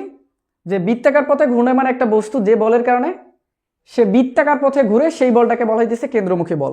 এখন এই বস্তুটাকে যদি আমি ঘুরাই, দেখো তো, একটু এখানে নিয়ে ঘুরাইতেছি। এই বস্তুটাকে যদি ঘুরাইতেছি, দেখো আমি এক বৃত্তাকার পথে ঘুরাইতেছি। তো এই বস্তুটাকে ঘোরার জন্য আমি বৃত্তের কেন্দ্র থেকে, অর্থাৎ আমার হাত দ্বারা একটা প্রতিনিয়ত বল প্রযুক্ত করতেছি। এই বলের কারণে এই বস্তুটা কিন্তু বৃত্তাকার পথে ঘুরতেছে। এই বলটা যদি আমি প্রযুক্ত করা বাদ দেই, তাহলে বস্তুটা কিন্তু আর বৃত্তাকার পথে ঘুরবে না। দেখো, বল প্রয়োগ করা ছেড়ে দিছি, বস্তু কিছুক্ষণের মধ্যে থেমে যাইতেছে, আর বৃত্তাকার পথে ঘুরতেছে না। তাহলে যে বলের কারণে বস্তুটা বৃত্তাকার পথে ঘুরতেছে, সেই বলটাকে বলা হইতেছে কেন্দ্রমুখী বল। এখানে কেন্দ্রমুখী বলটা দিতেছে আমার হাত। এই যে আমার হাত দ্বারা আমি প্রতিনিয়ত তাকে কেন্দ্রমুখী বল দিতেছি। এই বলটা দেওয়া বন্ধ করে দিলে বস্তু আবার আগের অবস্থায় ফিরে আসবে, বস্তু আর বৃত্তাকার পথে ঘুরবে না। তাহলে একটা বস্তু যদি বৃত্তাকার পথে ঘুরতে চায়, তাকে অবশ্যই কেন্দ্রমুখী বল দিতে হবে, প্রতিনিয়ত কেন্দ্রমুখী বল দিতে হবে, না হলে বস্তুটা ঘুরবে না। তো চলো শুরু করে দেই। তাহলে দেখো, যেহেতু এটা কেন্দ্রমুখী বল, কেন্দ্রমুখী বল, আমরা বল সমান কি জানি ভাইয়া? বল এফ সমান সমান এম এ, বস্তুর ভর ইন্টু ত্বরণ। যেহেতু এটা কেন্দ্রমুখী বল, তাহলে আমাদেরকে কেন্দ্রমুখী ভর ইন্টু ত্বরণটা নিতে হবে কেন্দ্রমুখী। কেন্দ্রমুখী বল বললে কেন্দ্রমুখী ত্বরণ নিতে হবে। বলটা হবে আমাদের কেন্দ্রমুখী, যদি বল হয়, যদি কেন্দ্রমুখী বলের মান বের করতে চাই, তাহলে আমাদের অবশ্যই ভরের সাথে কেন্দ্রমুখী ত্বরণের মানটা গুণ করতে হবে, কেন্দ্রমুখী ত্বরণটাকে গুণ করতে হবে। এখন কেন্দ্রমুখী ত্বরণ কিভাবে পাবো? এর জন্য আমাদেরকে অবশ্যই একটা বৃত্ত আট করতে হবে, কারণ এই যে কেন্দ্রমুখী বলের ডেফিনিশনে বলছে বৃত্তাকার পথে ঘূর্ণায়মান বস্তু, এই জন্য আমরা আগে বৃত্ত আঁকে নিলাম। তো বৃত্তের ধরো এটা হচ্ছে কেন্দ্র থেকে যে পরিধি পর্যন্ত দূরত্ব, এটা হচ্ছে আর ব্যাসার্ধ বিশিষ্ট একটা বৃত্ত। তো এইখান থেকে এম ভর বিশিষ্ট একটা কণা এই যে এ বিন্দু থেকে যাত্রা শুরু করছে, করার পর সে বি বিন্দুতে পৌঁছালো। এ বিন্দু থেকে যাত্রা শুরু করে বি বিন্দুতে পৌঁছালো, তার এখানে পৌঁছাইতে সময় লাগছে টি সময়। আমি আবার বলতেছি ভাই, দেখো এই মার্কারের সমস্যা। এই যে একটা বৃত্ত, এটা হচ্ছে আর ব্যাসার্ধ বিশিষ্ট একটা বৃত্ত, এই বৃত্তে এম ভর বিশিষ্ট একটা কণা এ বিন্দু থেকে যাত্রা শুরু করে বি বিন্দুতে গেছে টি সময়। তো এই বিন্দুতে যেহেতু সে যাত্রা শুরু করছে, শুরুর মুহূর্তে তার তো একটা বেগ থাকবে, তো ওই বেগটাকে ধরলাম যে ধরো ওই বেগটাকে ভি। তো এই কণাটা কি করছে, এ বিন্দু থেকে এই ভি বেগ নিয়ে পুরো পথটা বা এইখান থেকে এতটুকু পর্যন্ত গেছে সে ভি বেগ নিয়ে, ভি সমদ্রুতিতে সেইখান থেকে যাত্রা শুরু করে সে পরিভ্রমণ করতেছে। তাহলে এই যে এই পয়েন্টে যেহেতু সে যাত্রা শুরু করছে, এই পয়েন্ট থেকে এই পয়েন্টে একটা বেগ থাকবে, তো ওই বেগটাকে ধরলাম যে ভাইয়া ভি, ভি সমদ্রুতিতে ধরছি এইটা ভি। এখন এই পয়েন্টে তার যে বেগটা, এই বেগটা হবে এই পয়েন্টের সাথে স্পর্শক। স্পর্শক কি ভাইয়া? দেখো এই যে বৃত্তের পরিধির সাথে তোমরা লেগে একটা সরল রেখা টেনে দিবা। এখন মাথায় রাখতে হবে যে এই সরল রেখাটা যেন এই যে বৃত্তের ব্যাসার্ধ এর সাথে 90 ডিগ্রি হয়, তাহলে তোমরা স্পর্শক পেয়ে যাবে, স্পর্শকীয় বেগ পেয়ে যাবে। তো এখানে স্পর্শকীয় বেগ হচ্ছে ভি। এখন এই বস্তুটা এইভাবে ভি বেগ নিয়ে এই বি পয়েন্টেও পৌঁছালো, বি পয়েন্টে পৌঁছালে তার একটা বেগ থাকবে, সেই বেগটা কি হবে ভাইয়া? যে দেখো এই বেগটাও স্পর্শকীয় বেগ হবে, কারণ একটা বৃত্তাকার পথে ঘূর্ণায়মান বস্তুর বেগ থাকে, রৈখিক বেগ থাকে, স্পর্শকীয় রৈখিক বেগটা হবে স্পর্শকীয় বা তার পরিধির সাথে 90 ডিগ্রি কোণে অ্যাঙ্গেল হবে। তাহলে দেখো এই যে পরিধি না, এটা হচ্ছে ব্যাসার্ধের সাথে 90 ডিগ্রি কোণ করে হবে। তাহলে দেখো তো এই যে বি বিন্দুতে বস্তুটার যে রৈখিক বেগটা আছে এটা কি হবে? এই যে বৃত্তের ব্যাসার্ধ আর এর সাথে 90 ডিগ্রি কোণ করে হবে, এই কোণটা হচ্ছে ভাইয়া 90 ডিগ্রি, 90 ডিগ্রি কোণ করে তার রৈখিক বেগ কাজ করবে। আমি আবার বলতেছি বিষয়টাকে, দেখো এম ভর বিশিষ্ট একটা কণা এ বিন্দু থেকে যাত্রা শুরু করছে ভি বেগ নিয়ে, তো এ বিন্দুতে তার তো একটা বেগ থাকবে, ওই বেগটা ভি, ওই বেগটা হবে এই বিন্দুর সাথে স্পর্শক। স্পর্শক কি ভাইয়া?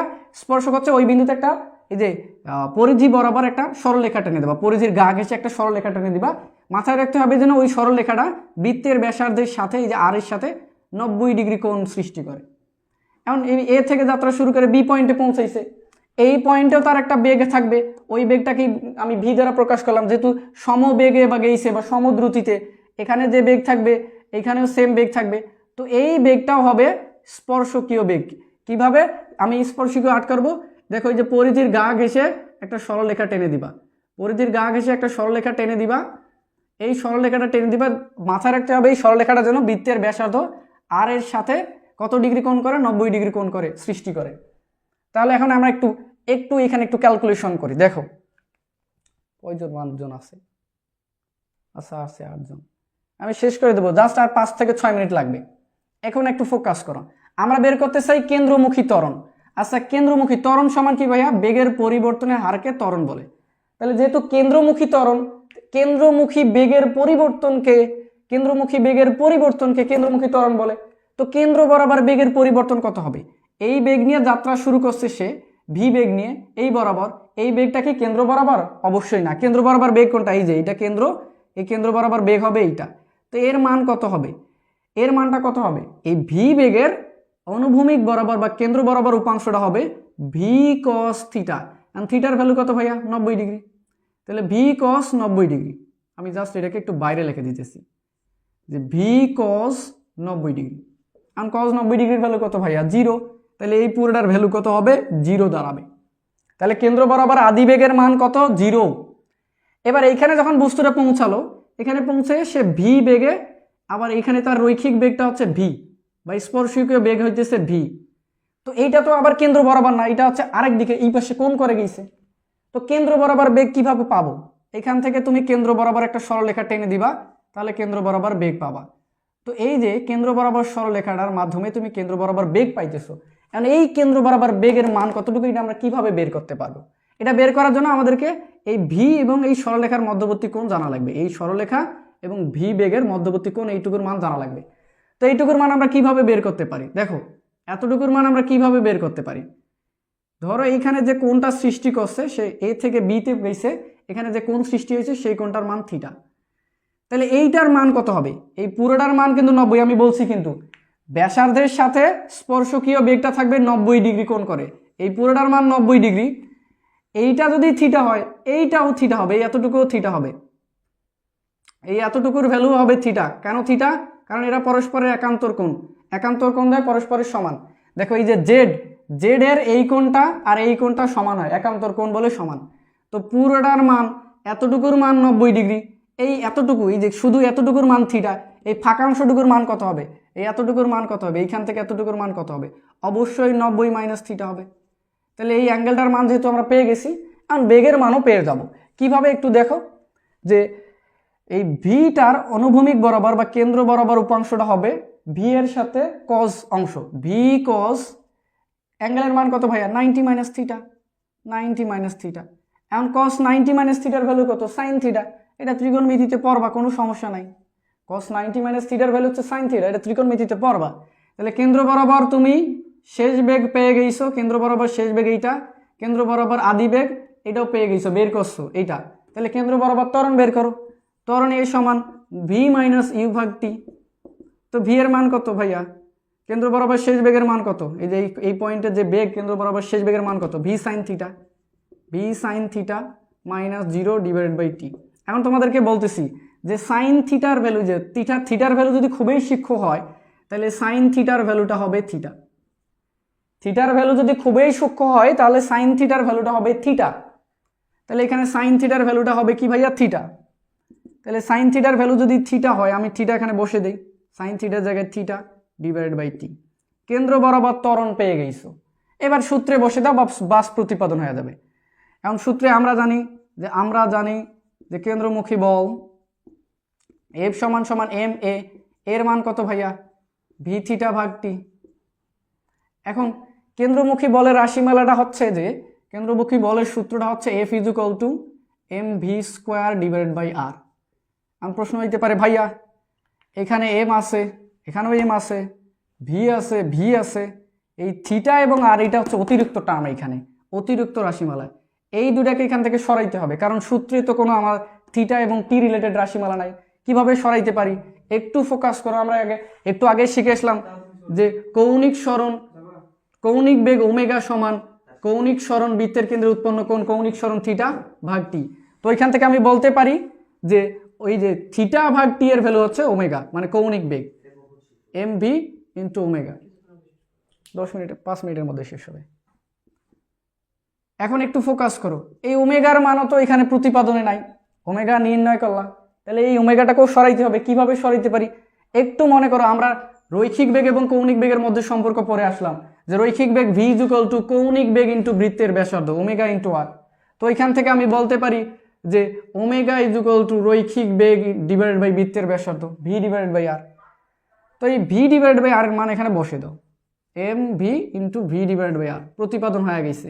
এম ভি আর ভি গুণ করলে V square divide by R, এই যে এফ এর মান হচ্ছে M V square divide by R, এই যে প্রতিপাদিত। আমাকে বলো তো বুঝছো কিনা বিষয়টা?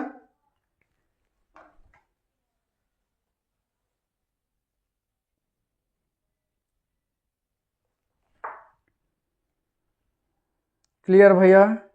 আমাকে বলো যে বুঝছো কিনা।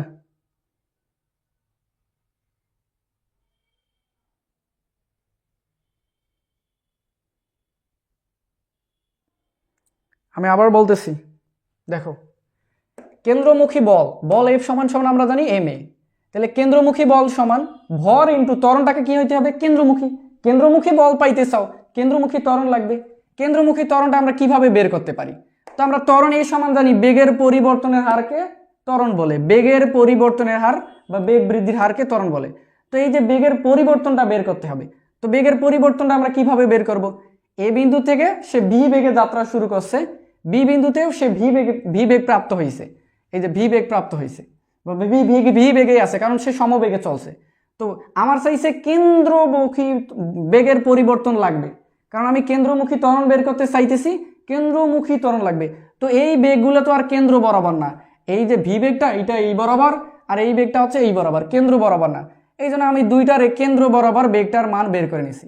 তো এই যে ভি বেগটার এই যে আদি বেগ, এই যে এই বিন্দু থেকে যে বেগ নিয়ে শুরু করছে সেই ভি বেগটা আদি বেগ ভি এর কেন্দ্র বরাবর যে এই যে কেন্দ্র বরাবর যে বেগের উপাংশটা হবে ভি কস থিটা, থিটার ভ্যালু কত ভাইয়া 90 ডিগ্রি। তো কস 90 এর ভ্যালু 0, তাহলে কেন্দ্র বরাবর আদি বেগের মান দাঁড়াইলো 0। এখন এইখানে যে দেখো ভি, দেখো এইখানে বস্তুর রৈখিক বেগ ভি, এটা কোন বরাবর, কোন বরাবর, বাট এটা তো কেন্দ্র বরাবর না, কেন্দ্র বরাবর বের করতে হবে। কেন্দ্র বরাবর কিভাবে বের করতে পারি, আমি একটু মুছে দিতেছি বিষয়টাকে জাস্ট আরো একটু ক্লিয়ার করার জন্য। কেন্দ্র বরাবর কিভাবে বের করতে পারি, তো কেন্দ্র বরাবর বেগ জানার জন্য আমাকে একটা কেন্দ্র বরাবর সরলরেখা টানতে হবে, এই সরলরেখাটাই হচ্ছে আমাদের কেন্দ্র বরাবর বেগ। তো এই সরলরেখাটার মান কত আমরা এখন বের করব। তো এর মান কিভাবে বের করতে পারি, এই দেখো এই যে স্পর্শীয় বেগ, আমি বলছি যে স্পর্শীয় বেগ বৃত্তের ব্যাসার্ধের সাথে 90 ডিগ্রি কোণ উৎপন্ন করে, এই পুরোটার মান হচ্ছে 90 ডিগ্রি। এখন একটু ফোকাস করো, এই কোণটা আর এই কোণটা, এই যে এতটুকু কোণ, এই এতটুকু কোণ এখান থেকে এতটুকু, এই কোণটা পরস্পরের একান্তর কোণ, এই কোণটা এই যে এই কোণটা পরস্পরের একান্তর কোণ, এটা যদি থিটা হয় এইটাও থিটা হবে। এটা চেনার উপায় কি ভাইয়া, তোমরা যখনই জেড আকৃতির দেখবা, এই যে জেড আকৃতির এতটুকু জেড আকৃতির, জেডের এই কোণ আর এই কোণ পরস্পর সমান হয়, কারণ এরা পরস্পরের একান্তর কোণ বলে। তাহলে এই পুরোটার ভ্যালু 90, এতটুকুর ভ্যালু থিটা, এই এতটুকুর ভ্যালু থিটা, এই ফাঁকাংশটুকুর মান কত হবে 90 থেকে যদি আমি এতটুকুর বাদ দেই, এই পুরো ফাঁকাংশটুকুর মান পাবো না, এই এতটুকু ফাঁকাংশের মান পেয়ে যাবো, এই ফাঁকাংশের মান পেয়ে যাবো। তো ফাঁকাংশের মান হচ্ছে 90 মাইনাস থিটা। তাহলে ভি ভেক্টর অনুভূমিক বরাবর উপাংশটা কত হবে, ভি কস 90 মাইনাস থিটা, অ্যাঙ্গেলের ভ্যালু কত 90 মাইনাস থিটা।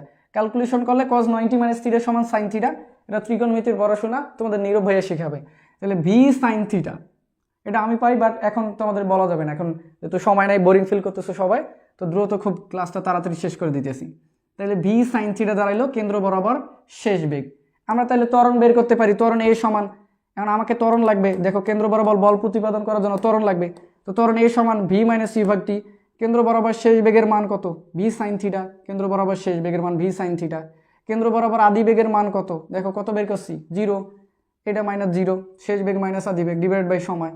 এখন থিটার ভ্যালুটা যদি খুব সূক্ষ্ম হয় তাহলে সাইন থিটার ভ্যালুটা থিটা হয়, তাহলে সাইন থিটার ভ্যালু যদি থিটা হয় তাহলে ভি এর সাথে থিটা গুণ হবে, মাইনাস 0, 0 ভ্যালু তো কিছুই নাই, এই জন্য 0 দিলাম না।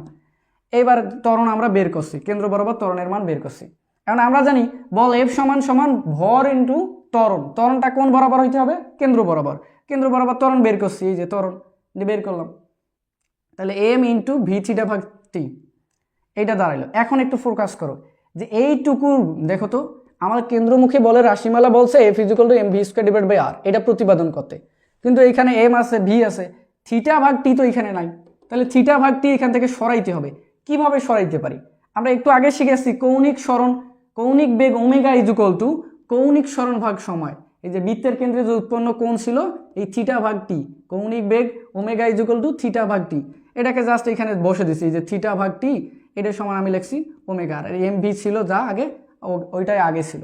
এখন এখানে একটু ফোকাস করবো, এই রাশিমালাটাও আমাদের এটা এখানে কি ওই রাশিমালাটা আছে না, এখানে ওই রাশিমালাটা নাই, এম ভি আছে ঠিক কথা, বাট ওমেগা তো নাই এখানে, তাহলে ওমেগাটাকে এখান থেকে সরাইতে হবে। কিভাবে সরাইতে পারি, আমরা জানি রৈখিক বেগ ভি ইকুয়াল টু কৌণিক বেগ ওমেগা ইন্টু বৃত্তের ব্যাসার্ধ, তো এখান থেকে আমি কৌণিক বেগ সমান ওমেগা সমান বলতে পারি রৈখিক বেগ ডিভাইড বাই বৃত্তের ব্যাসার্ধ ভি বাই আর।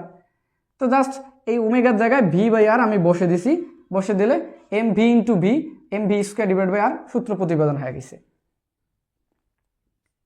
সূত্র প্রতিপাদিত হয়েছে। তাহলে বলো তো ক্লিয়ার কি না,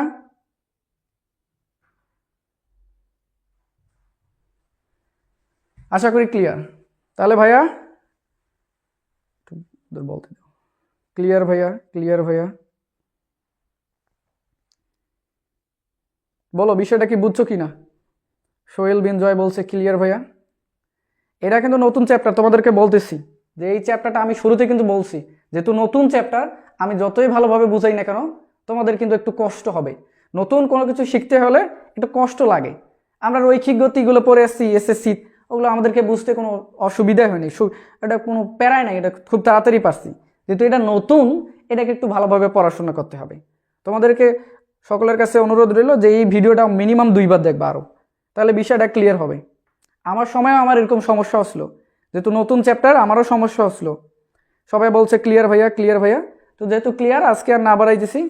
আল্লাহ হাফেজ, আসসালামু আলাইকুম।